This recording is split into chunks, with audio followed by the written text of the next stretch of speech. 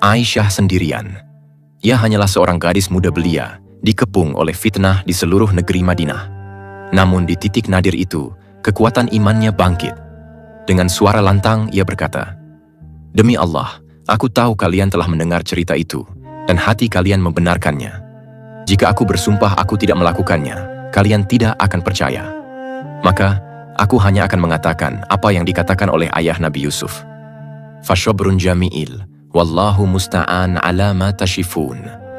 Maka kesabaran yang baiklah bagiku, dan Allah sajalah tempat memohon pertolongan terhadap apa yang kalian ucapkan.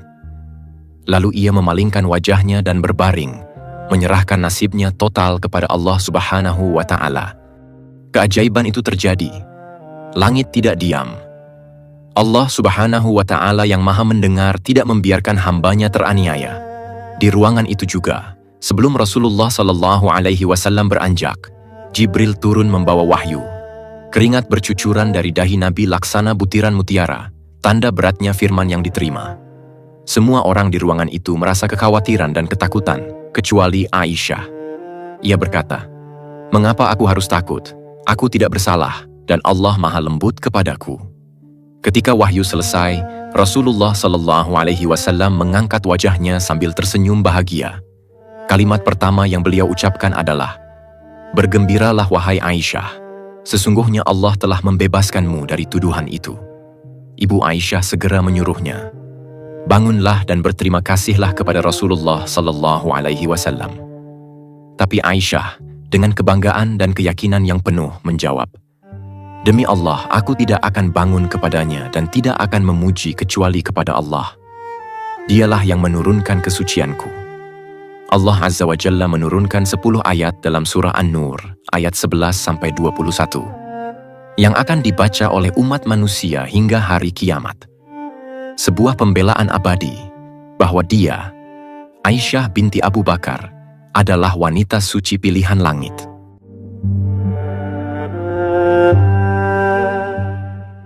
Seiring berjalannya waktu, Aisyah tumbuh menjadi sosok yang melampaui zamannya. Allah Subhanahu wa Ta'ala tidak hanya memberinya wajah yang cantik, tapi juga otak yang brilian. Selama 9 tahun hidup bersama Rasulullah Sallallahu Alaihi Wasallam, ia menyerap banyak ilmu. Ia hafal ribuan hadits. Ia paham asbabun nuzul, sebab turunnya ayat. Ia menguasai ilmu waris yang rumit, sejarah bangsa Arab, syair-syair kuno, bahkan ilmu pengobatan. Urwah bin Zubair, keponakannya, pernah berkata dengan takjub, "Aku tidak pernah melihat orang yang lebih tahu tentang fikih, pengobatan, dan syair melebihi Aisyah." Ketika para sahabat besar menemui jalan buntu dalam masalah hukum, mereka akan mengetuk pintu rumah Aisyah. Dan dari balik tabir itu, mengalirlah jawaban yang mencerahkan. Ia adalah perpustakaan hidup Islam. Di usianya yang belum genap 18 tahun, ia telah menjadi mercusuar ilmu bagi umat ini. Namun setiap pertemuan pasti ada perpisahan. Tahun ke-11 Hijriyah, awan mendung menyelimuti Madinah. Kekasih Allah Azza wa Jalla jatuh sakit. Sakit itu bermula dari pening kepala yang hebat. Panas tubuh beliau begitu tinggi, hingga jika seseorang meletakkan tangan di atas selimut beliau, panasnya masih terasa membakar. Dalam kondisi lemah itu, Rasulullah Shallallahu Alaihi Wasallam tetap berusaha adil menggilir istri-istrinya. Namun, hati manusia tidak bisa bohong. Beliau terus bertanya dengan gelisah, "Di mana giliranku besok? Di rumah siapa aku besok?" Para istri beliau, wanita-wanita mulia yang penuh pengertian, menangkap isyarat itu. Mereka tahu, hati Nabi ingin berada di tempat yang paling memberinya ketenangan. Mereka pun berkata, "Wahai Rasulullah Sallallahu Alaihi Wasallam, kami izinkan engkau dirawat dimanapun engkau suka." Dan beliau memilih rumah Aisyah, rumah yang penuh kenangan, rumah tempat wahyu sering turun. Di sanalah beliau ingin menghabiskan sisa hidupnya. Di kamar sempit itu, Aisyah menjadi perawat tunggal bagi Nabi.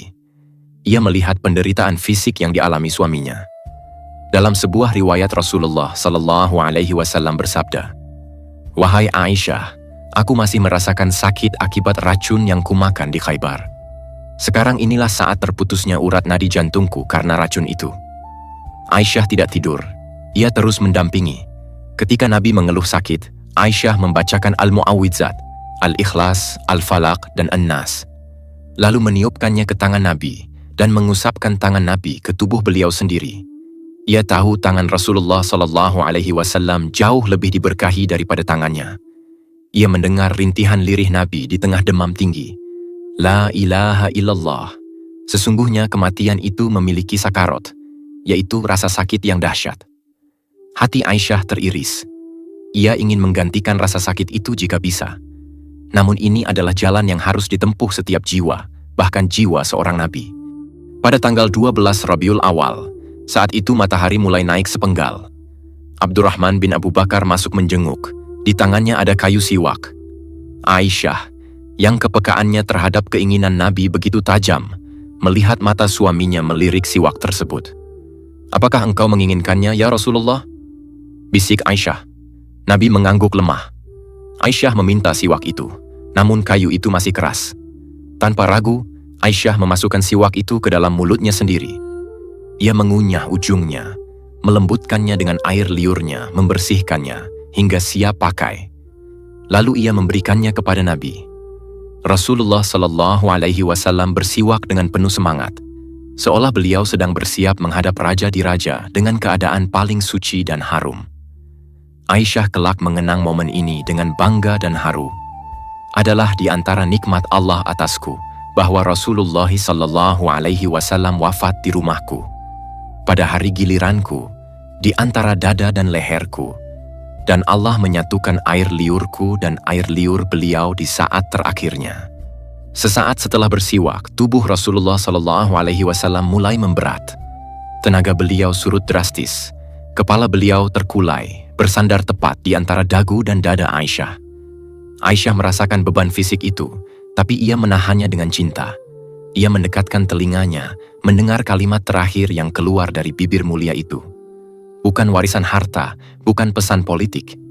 Beliau menatap ke atas, matanya berbinar melihat sesuatu yang tak bisa dilihat manusia biasa.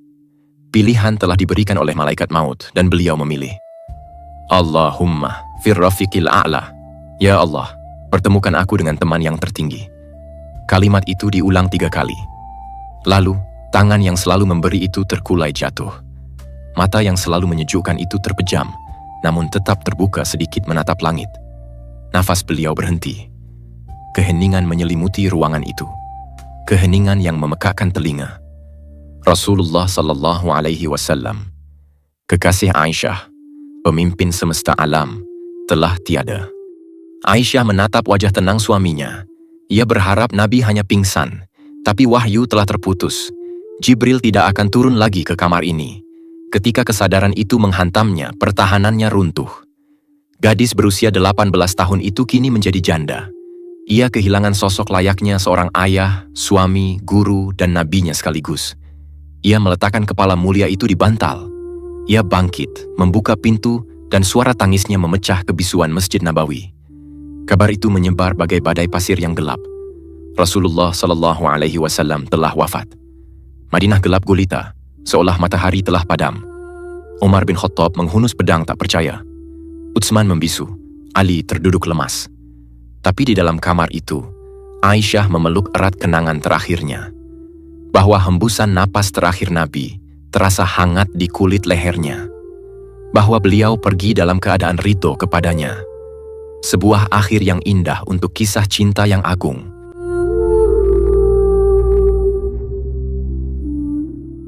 Di usia 18 tahun, ketika kebanyakan wanita baru memulai hidupnya, dunia Aisyah seolah berhenti berputar. Ia kini menyandang gelar agung namun berat. Ummul Mukminin, ibunda orang-orang beriman. Status ini membawa konsekuensi abadi. Ia diharamkan menikah lagi dengan laki-laki manapun sampai akhir hayatnya. Rasulullah SAW adalah suami pertamanya dan suami terakhirnya. Hari-hari di Madinah terasa kelabu. Bilal bin Rabah tak sanggup lagi mengumandangkan azan karena setiap sampai pada kalimat Asyhadu anna Muhammadan Rasulullah, suaranya tercekat tangis, membuat satu kota histeris. Aisyah hidup dalam kenangan. Setiap kali ia menatap ke sudut kamar, ia melihat gundukan tanah merah itu, makam kekasihnya yang berada tepat di kamarnya sendiri. Ia berkata, "Dulu aku masuk ke kamarku dengan biasa saja. karena yang dimakamkan di sana adalah suamiku dan ayahku. Namun ketika Umar dimakamkan di sana, aku memperketat hijabku karena malu kepada Umar. Ini adalah awal dari kehidupan panjangnya sebagai penjaga warisan Nabi, sendirian dalam keramaian hormat para sahabat. Masa kekhalifahan ayahnya, Abu Bakar Ash-Shiddiq, berjalan singkat, hanya 2 tahun. Luka Aisyah belum kering ketika ia harus kehilangan pilar keduanya. Ayahnya wafat menyusul sang Nabi. Kini, di bawah pemerintahan Umar bin Khattab, Islam meluas drastis. Kekayaan Persia dan Romawi mengalir ke Madinah. Umar, sosok yang tegas itu, sangat menghormati Aisyah. Ia menjadikannya rujukan utama dalam fatwa-fatwa sulit. Umar menetapkan tunjangan yang besar bagi istri-istri Nabi. Namun, lihatlah zuhudnya Aisyah.